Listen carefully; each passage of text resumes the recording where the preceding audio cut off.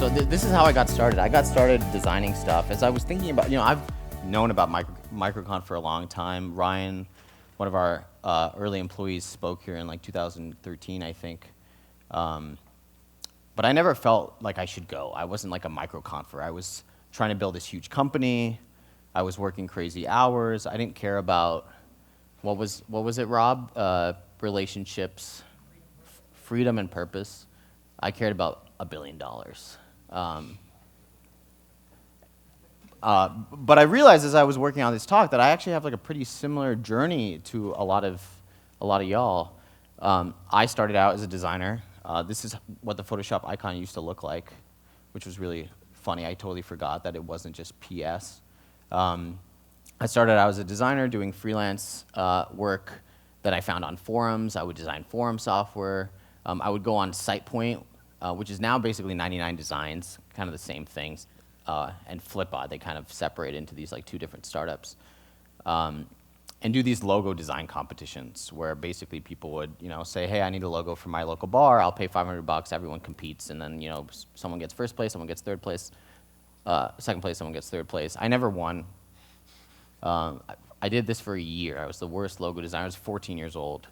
But I did have some success building UIs, and I think typically this is what happens to a lot of people in the crowd. Like you do consulting work for a while, and you sort of inevitably have ideas for like your own stuff, right? You get tired of building things for other people, and you're like, hey, what if I built this? I have this idea for a forum or an app or a web app or whatever. And so I started building my own applications. I built this thing called Tweeter. I think that was the first thing I had ever built. I didn't build it. I designed it, and then I paid someone, a PHP developer, like $100 to script it, but it was basically like a wall-to-wall, sort of like how Facebook used to have a wall-to-wall feature for Twitter before they had any functionality really around that. And the thing that really got me into startups and into this track of building these big things and trying to have a huge amount of impact was when the iPhone came out. And that, as a designer, I saw a lot of appeal to building stuff for this new platform that was sort of like very design focused. And really when you build iPhone apps, like you don't really need to know how to code like super well. You're basically building like a front end, right? This is an app that I built in 2009 or 10 called Taxi Law, which is how you call a cab in Singapore, which is where I grew up. Could have been Uber. Could have been Uber. But just let you call a cab. It was just a simple thing. And I started building these apps. I learned how to code. Pre-Gumroad, buying a book on Gumroad, I watched these videos on iTunes University from Stanford that are free called CS193P over a few weeks to learn how to make iPhone apps. I went to school at SC. My parents paid the school $500,000 so that I could get in. SC is never in the news for good reasons, ever. No, I don't think that happened. I had the lowest GPA of anyone in my high school to get in, though, so maybe. But anyways, I went to SC. I moved from Singapore to LA. I did the same thing I was doing before, which was starting, doing consulting work, building my own apps. And one of the companies that reached out was Pinterest. So Ben from Pinterest sent me an email saying, hey, we have this like startup. We're trying to help people collect, organize, and share the things that they love. We don't have an iPhone app. We need one. Could you build it for us? They found me through, I think I posted one of the apps that I made, this app called Data that allowed people to track these sort of like arbitrary numerical data points in their life, DAYTA by day. And it was pretty, and I could code and design, and it turns out like that's a pretty like in-demand skill.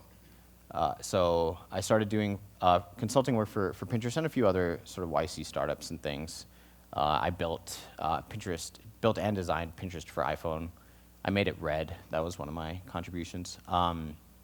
And while I was there, I still was building stuff. I couldn't sort of like really like stop doing that. And one of the things I built, I was pretty excited about. And I think I probably had a similar attitude to Chris when he took those photos. Luckily, I didn't take photos. But I wanted something that I knew this thing was going to be huge, and I wanted something. I wanted to sort of like put a stake in the sand so that in 5 years, in 10 years, this could be the cover of Time magazine. I just had an idea for my first $1 billion company. I said first, too, like there were going to be multiple. Tomorrow I start building it. And I'm glad that I had that ego because it is a good sort of framing device for me, and I can sort of like look back and sort of try to put myself in the head of that person who's a totally different person than I am today. That billion-dollar idea was Gumroad. I wanted to help people sell stuff on the internet. I felt like it was so easy. If you wanted to give someone something for free, you could just send them a Dropbox link or email them or what have you. And if I wanted to sell that thing, if I wanted to charge even $1 for it, it became very, very, very difficult to do that. And that just didn't make sense to me, right? People are building these huge audiences on Instagram, on YouTube, on Facebook, on Twitter. They don't even have websites sometimes. Like, where do you put like the PayPal button? There's no place to put it on Twitter, on YouTube, on anything like that. And so that's sort of where the idea for Gumroad came from. I left Pinterest before my cliff. For those, I was the second employee at Pinterest. I had 0.75% of the company. You can do the math on that because I will not. Just kidding, I won't tell you though.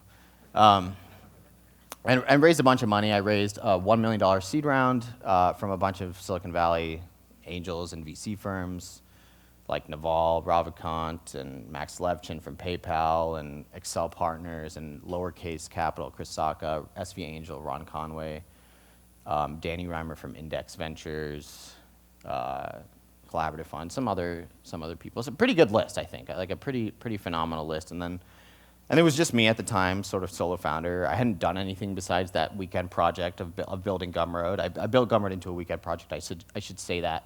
Had that idea on Friday night. I wanted to sell this icon, and then Monday morning I launched it to some fanfare on Hacker News, and then basically used that to raise $1.1 million at a $5.1 million valuation price round, and then a few months later, I raised a $7 million Series A, just me at the time still. Crazy what you can do in the Valley. It's only crazier, I think. From Kleiner Perkins, Mike Abbott, who was VP of engineering at Twitter, led that round. This is also crazy. I talked to 2 venture firms, had 2 partner meetings, got 2 term sheets. This was 7 on 28 million post, 25% of the company dilution. And then the other term sheet I had was from Index. That was 4 million on 22 million. So less money, but less dilution. My goal here is not to make a case for like why VC is amazing or terrible. I'm just going to state the case, and you can sort of decide for yourself like what you want to go out and do. But raising money was the easiest thing I've ever done, like to date. It was so easy to raise that money, and I don't mean that in like sort of some confident way, some cocky way, or anything like that. But just to say that like when you have these things, like when you're an early employee at this company, you can design and code. Like raising money is not that hard if you want to go do it, and you fit a pattern, right? That's the important part. You fit a pattern. It's like closing the loop on something that you started a long time ago. And if you can't raise money, it's not because you suck at raising money. I didn't have a deck when I raised that $1 million. I've tried to find my deck for this, and it was so terrible. I think our GMV for that month, like total process volume on Gumroad, was like $40,000, which is like less than what Adam makes in a day, I think, on Gumroad now. But our Series B deck was amazing. I spent so much time on that. It was so beautiful. All these custom illustrations, like, totally failed to raise money. So it's not really a raising money skill. It's like, did you build something interesting? Are the numbers interesting? One of my investors, Josh Koppelman, awesome guy. He has this great line: there's nothing like numbers to fuck up a good story.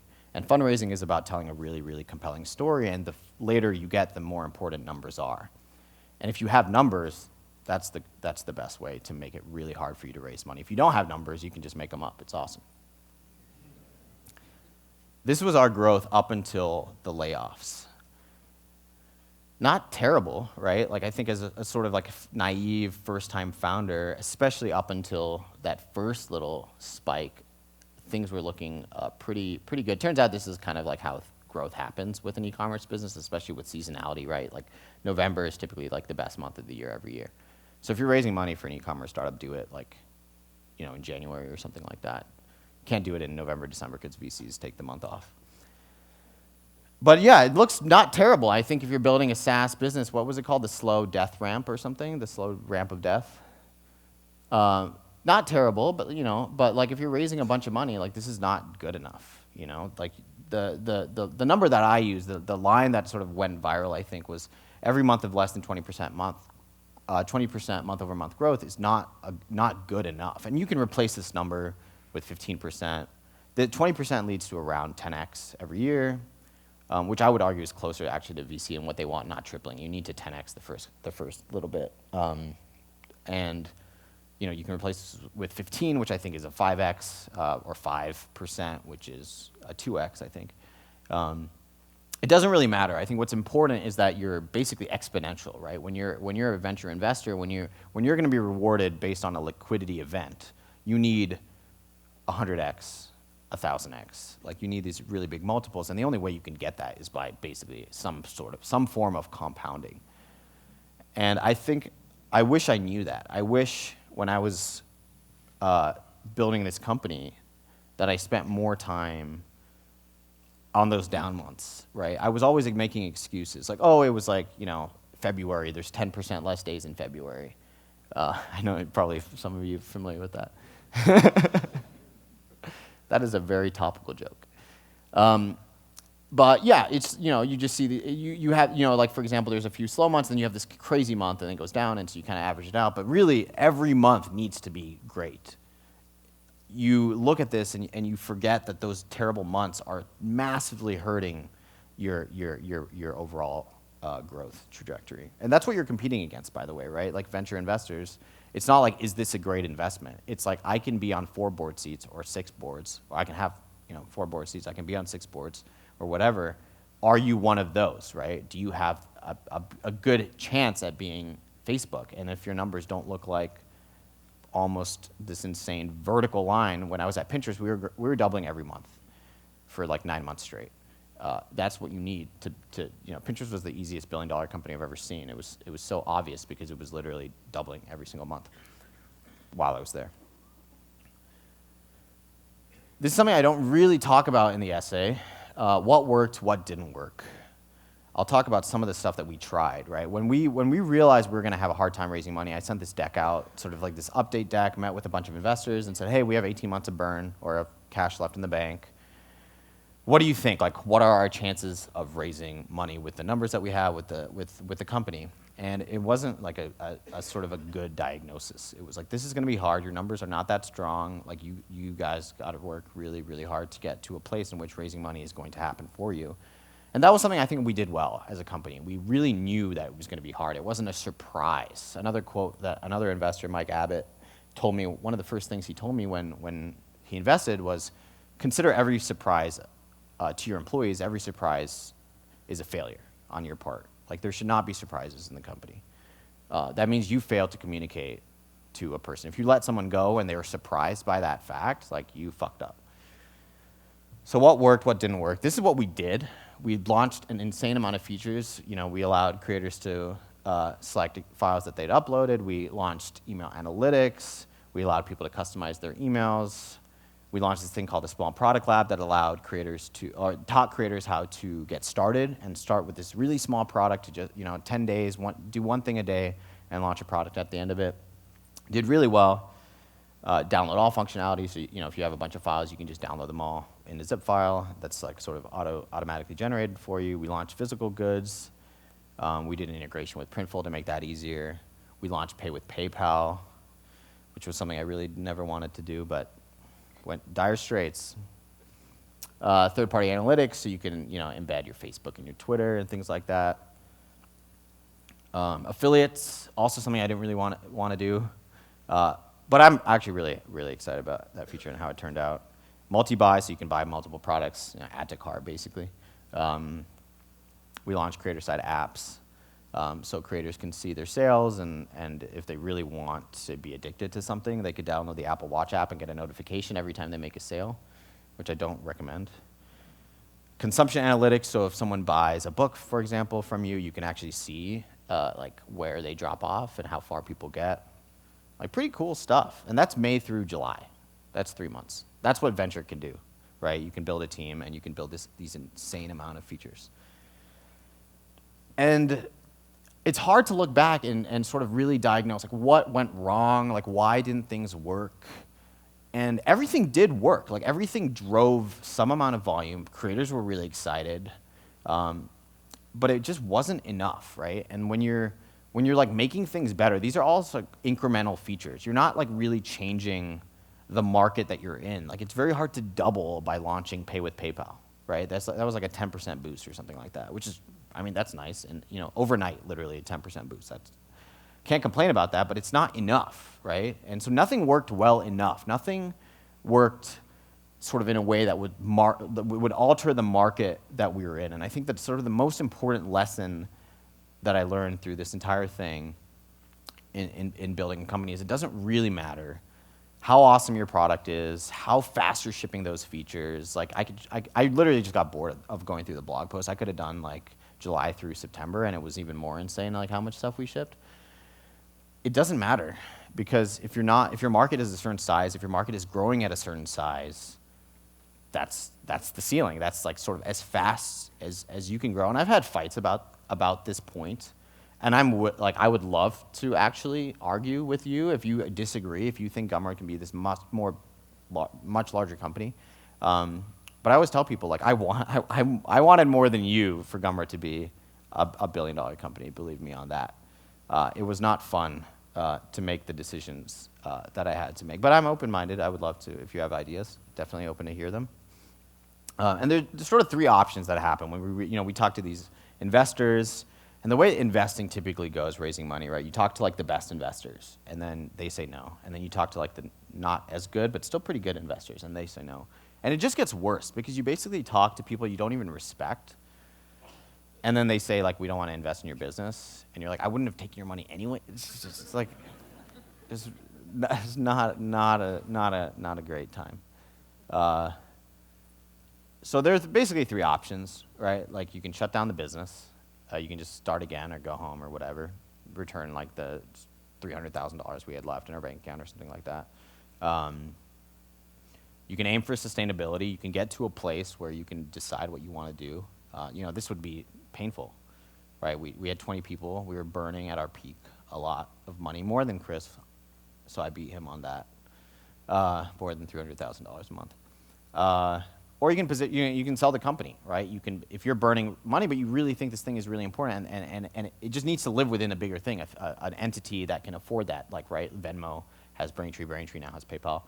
There are ways to do stuff, right? Cash App probably burns money, but Square owns it, right? So there is that option, and I think it's a fine one.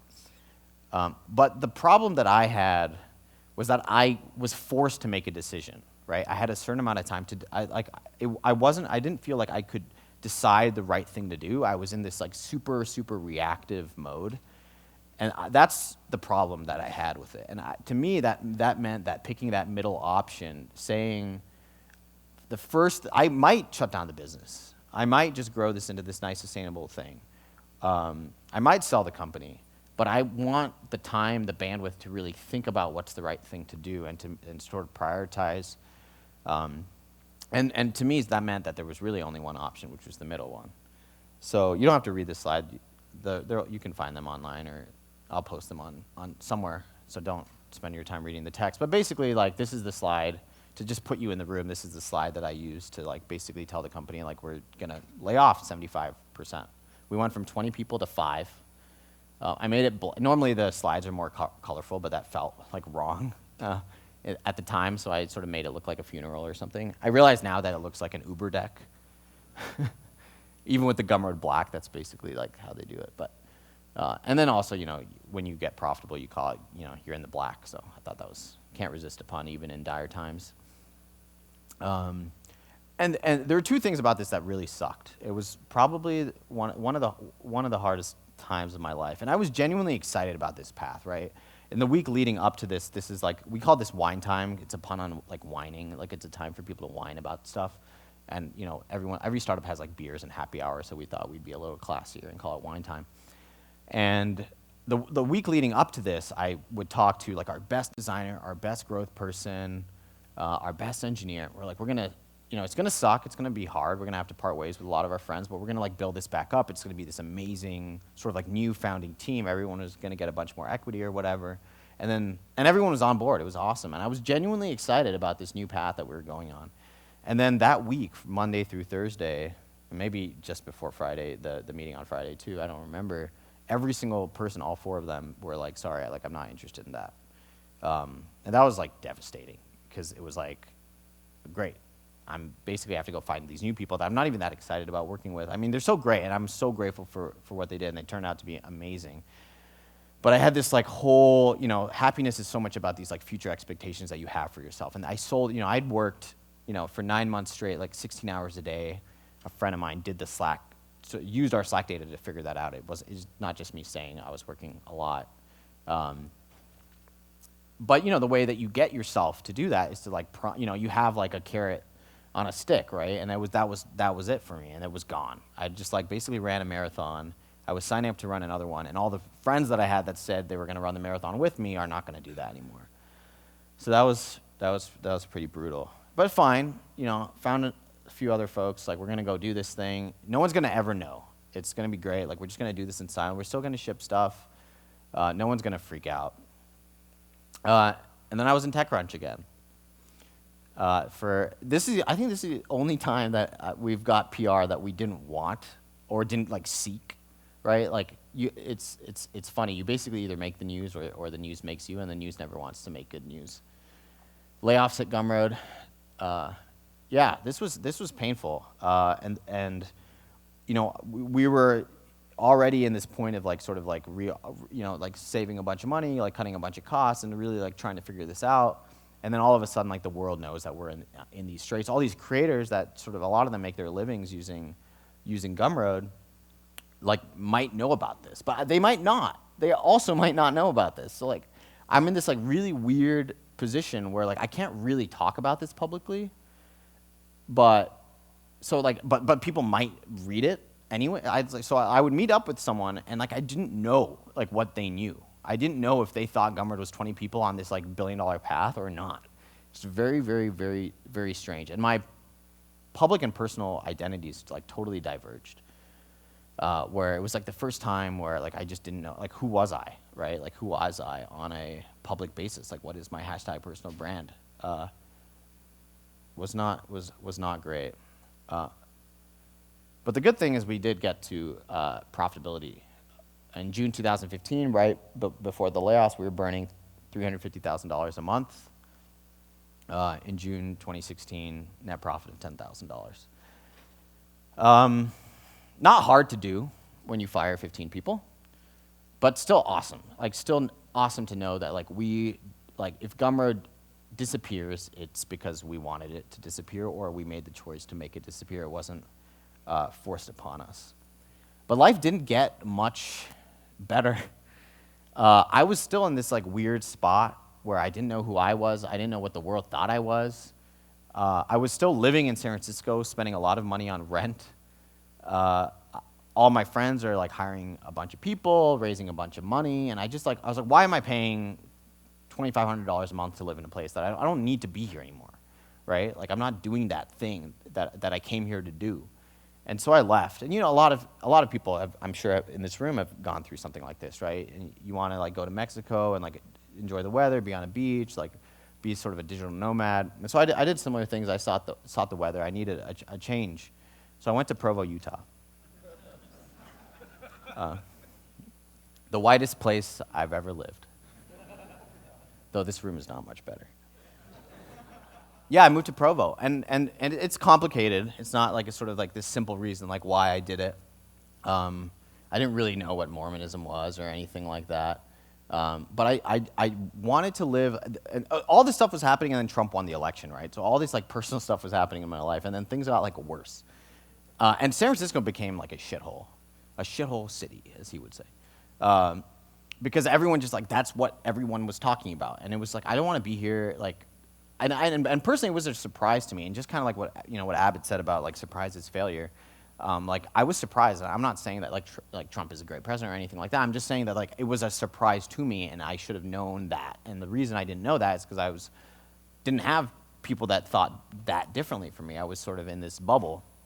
And so I moved to Provo, Utah, to change that up. You know, Provo is the most conservative city in America, over 100,000 people. It's the most religious city in America, even though it's a college town.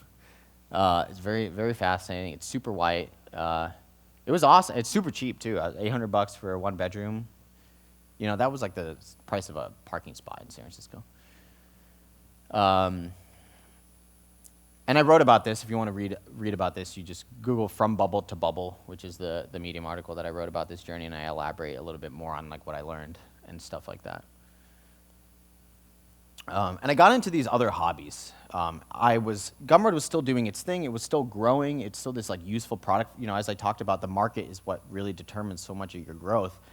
You know, I was working 16 hours a day, 7 days a week for 9 months, and then I was working the 4-hour work week. I did it.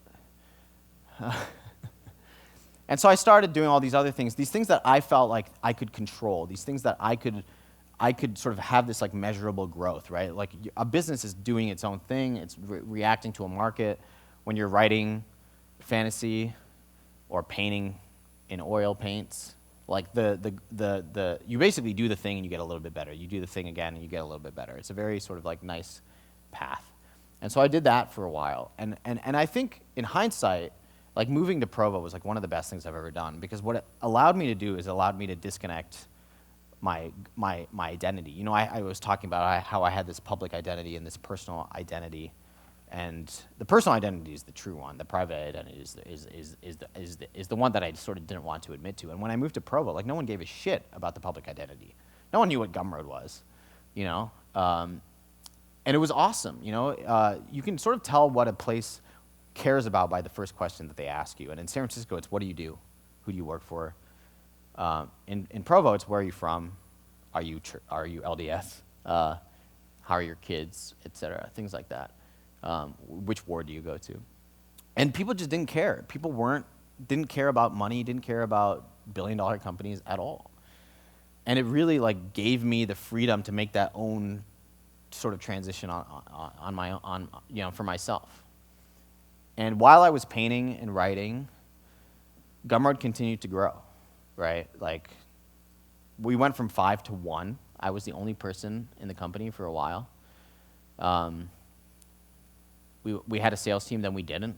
16 hours, 4 hours, 16 hours a day, 4 hours a week. Like, I can't tell you. I don't know. Like, where is that, right? Like, if you tried to add those pins, like, it just doesn't matter. And it gave me this like freedom to just say like, I don't matter that much. I should just work on what I think is really important to creators, because it doesn't seem to matter, you know. And then I got this email from Kleiner. We had talked, and you know, I was like, hey, we're working on this, or we're doing this thing. We're never going to be this return for you. You invested at this like $28 million valuation,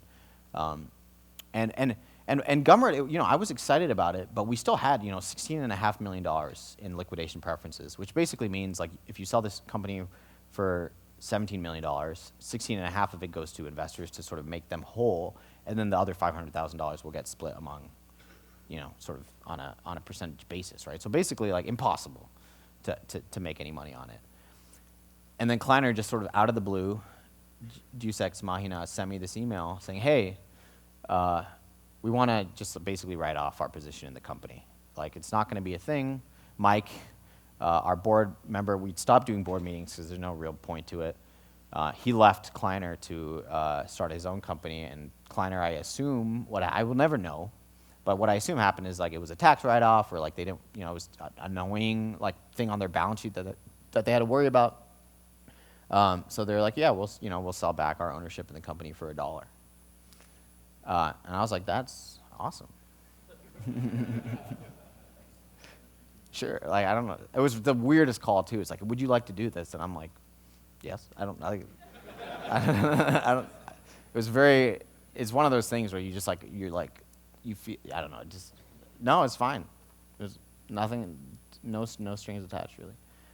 And so I had this like new company, right? I had $16.5 million in preferences that dropped basically to 2.5. They were by far like the largest sort of investor in the company. And obviously there's like the financial component of it, right? Like there is now this path to some liquidity for me personally, but I think it really like allowed me to say, hey, that investor that signed up for this journey, this $1 billion thing, is no longer part of this journey. Like they're gone, right? And so I think that really allowed me this flexibility to say, hey, what do I want to build Gumroad into? And as I was sort of thinking about this experience is another thing that venture lets you do. You get to see Bill Gates in person. At a Kleiner Perkins CEO summit, John Doerr, I think, asked, Microsoft, like you basically invented this like personal computing thing, but like Apple is destroying it, and like Microsoft, you're only worth like $200 billion. And like how does that feel? Like how does it feel to like basically fail to capture like all this immense amount of value? You could have been the first $1 trillion company or whatever. And Bill, basically was like, we're on a first name basis. Bill was basically like, that's what happens. Like that's what companies do, right? Like you create some amount of value, and your revenue is not going to be 100% of that value or even close sometimes. And with Microsoft, I mean, personal computing is like what, like $100 trillion. Who knows like how much value that is, right? They succeeded in capturing a very small percentage of it. And that's the transition that I made. I started focusing on how can I create value? How can I do stuff that helps people that just will never come back to me, at least on a revenue basis. I wanted to focus on creating value. And so I started experimenting with that. As I mentioned before, we didn't have board meetings. I had no accountability. I could have bought a yacht. Maybe not a yacht, like a small boat, a dinghy, and no one would know. And I felt like sort of isolated, disconnected from startups. Like no one really knew what I was doing, right? And this allowed me to like sort of like do that again, to like have a reason to talk to the world again, and to restart this conversation and sort of re-enter the community, a different community, but but a community. And so I started sharing like the sort of like top line, like numbers, GMV, revenue, profit, et cetera. I actually will share like our full P&L. If you email me and say, hey, I want to see the P&L, I'll just email you the file. I don't care. Yeah, I'm just trying to figure out like how can I be helpful? How can I create value? Another thing I realized is how much value Gumroad has created. I never really fully appreciated, I think, how much value. I was always looking at like, oh, we did $4 million, right? That's how much value we created. But we did way more than that, right? Like Austin, he's actually from Utah, funny enough. But he started selling a book on Gumroad. That allowed him to fund his company, Lambda School, which is doing pretty well in VC terms. Who knows? Just raised like $30 million. Like wasn't possible, without Gumroad. Nathan Barry is another example, right? Like ConvertKit was funded from his sales on Gumroad. Like that's value that we, I'm not taking credit for, right? I'm not going to say that like, oh, without Gumroad, like MicroConf would be 7 people in a room in Boise, Idaho, or something. But we're part of it. We're part of this, this ecosystem, and there's just so much, and everyone here is, right? And there's just so much more value that's being created through all of everybody's work. And then there's the employees, right? The employees learn all this stuff. They go and do stuff. They create companies or they work at companies. There's just so much stuff and so many different ways that value is being created. One of the things that we started doing now that we're profitable is, and I can't really spend the money fast enough at this point. It's not that much money. We launched this thing called the Gumroad Creators Fund, which is basically $50,000, like 10% of our profits that we just give to creators that want it. We're actually sponsoring a bunch of MicroConf, like 4 MicroConf attendees, which is really cool.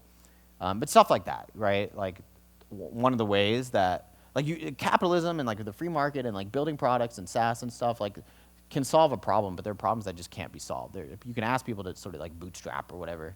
In the traditional sense, pull yourself up by the bootstraps, right? but like self-fund, right? Like some people cannot do that. They can't raise money. It's difficult, right? And so this was one way that I felt like we could give back in that way. And so people can basically apply and say, hey, I want to do this thing. Like for example, the FIA Lit magazine wanted to do this Presence of Blackness project, where basically they measure like how many black voices are in speculative fiction and fantasy, which is a thing that I personally care about. And so we just gave them a bunch of money to figure that out, and they have this cool project, and I'm sure it's going to do some awesome stuff. And it's cheap, by the way. Like tech, things are expensive. Engineers are expensive. Building products is expensive. You go to painting or writing or some of these other communities, and like it's insane how far $800 will go. So I highly recommend it. This is a video from a recipient that I love. I love the video. A little early in the morning. I have no makeup on. I don't have my hair done. I don't even have my contacts in yet. But I just got this email, and I wanted to say I'm so excited. I'm so excited. Like, I can't say thank you enough. We're gonna do some really fun things with this. I can't wait to go find a couple of people to take with me to this conference. Pumped! Thank you. Thank you so much. This is gonna be awesome. Peace. Peace. I love that video. It's just so like honest and real, and it feels awesome. And it was not a lot of money, and definitely not compared to some of the, so the top line and some of the other stuff that we've done in terms of creating value. But for this person, it's so huge. It's like to a point like there's a ceiling of rational realization that she has, and she just can't even like emote anymore. It's so cool, and it feels better. That feels better. Watching that feels way better than watching someone make $1 million on Gumroad.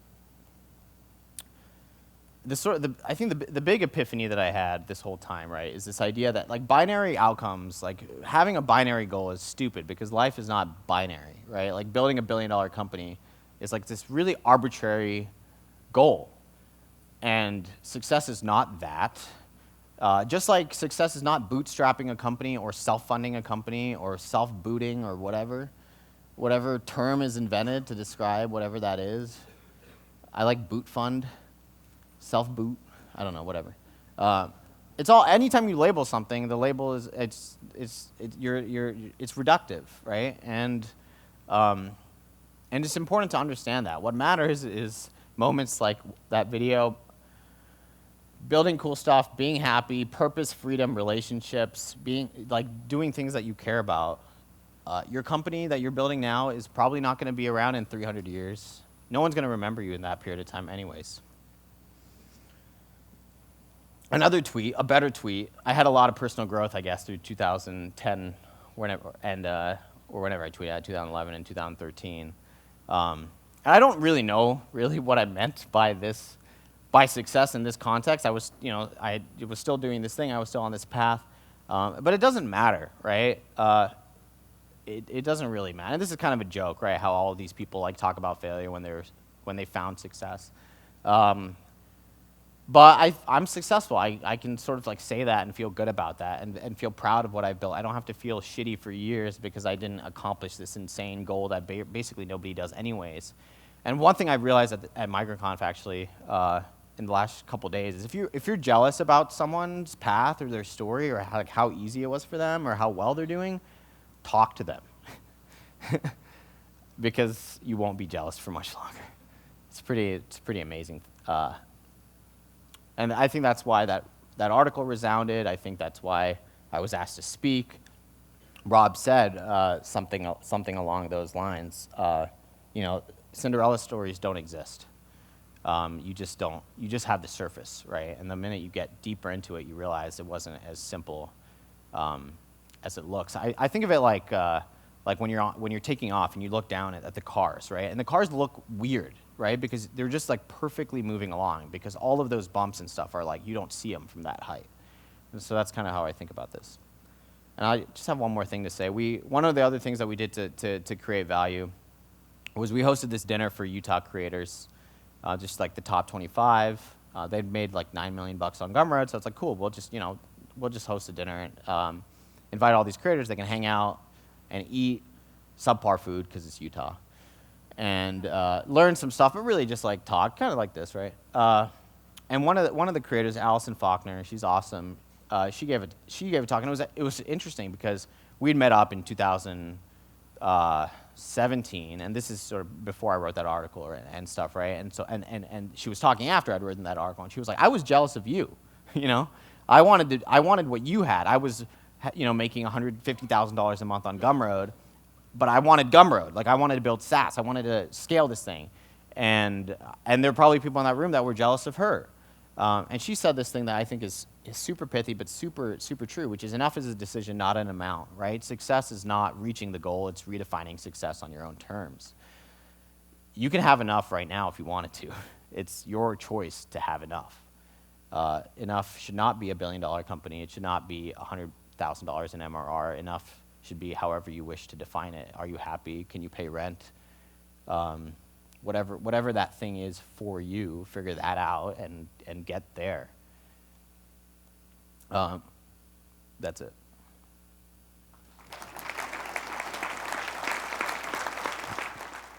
Thank you for a great and honest talk. You're welcome. Can we go back to the VCs for a second? Sure. You raised a bunch of money, right, on this rocket trajectory plan, or at least what they perceive to be one. Yeah. It wasn't eventually what the business turned out to be, which has a great deal more meaning. But how much of your success today, getting to where you are, is attributed to the fact that you were able to get that $7 million for however much it's actually cost you to actually keep it in the end, especially after the story with the KPCB? Mm-hmm.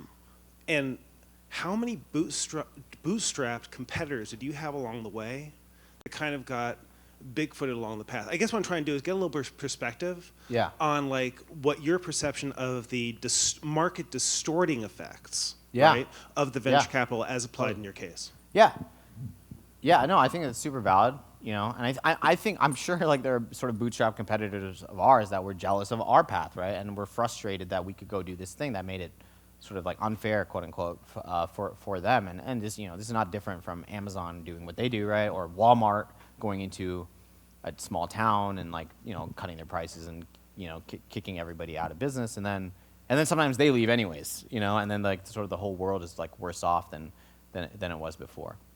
And yeah, it's true. We could not have built what we built without that $7 million or $8 million or $10 million in venture that we raised, right? And it is market distorting.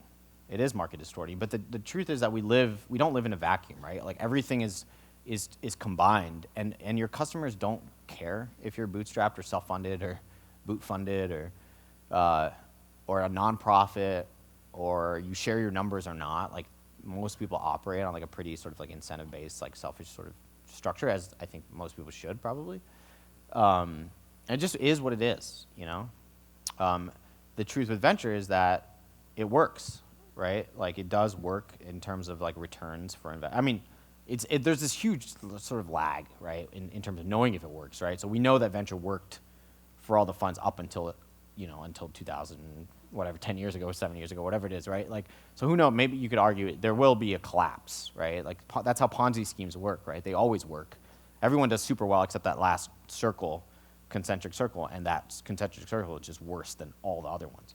So it's really hard to say, but I just think it's important to just be aware of it. And I don't have an answer really for you, but yeah, we're definitely aware of that problem, But as long as Facebook, there's one Facebook every decade, like venture will continue.